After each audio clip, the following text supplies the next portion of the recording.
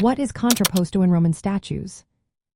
Have you ever noticed how some Roman statues seem to come alive with a sense of movement? This captivating effect often comes from a technique known as contrapposto. So, what exactly is contrapposto in Roman statues? Let's break it down.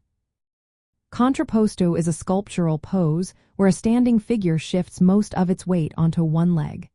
This shift causes the hips and shoulders to tilt in opposite directions, creating a relaxed and natural stance. Unlike earlier statues that were rigid and symmetrical, contrapposto brings a sense of life and dynamism to the figure. In this pose, one leg bears the weight while the other is relaxed and slightly bent.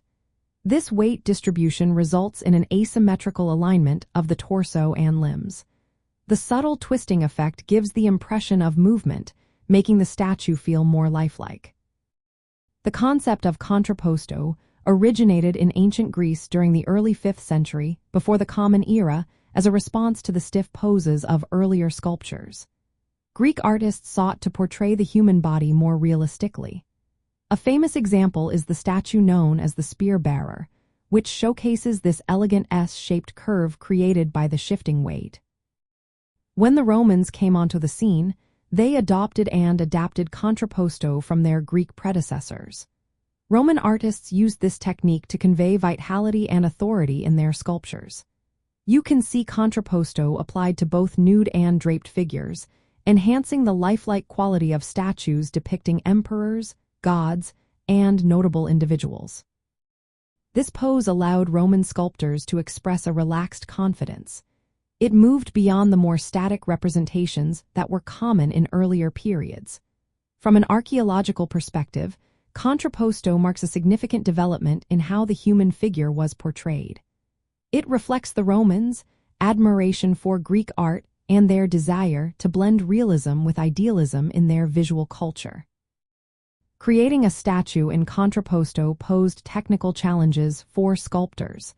They needed to balance the figure physically while achieving the desired naturalism. Sometimes, they used supports or carefully considered weight distribution to make it work. In practical terms, contrapposto helped Roman statues appear more dynamic and engaging. This made them perfect for public spaces, temples, and private settings. The technique contributed to the lasting legacy of classical sculpture.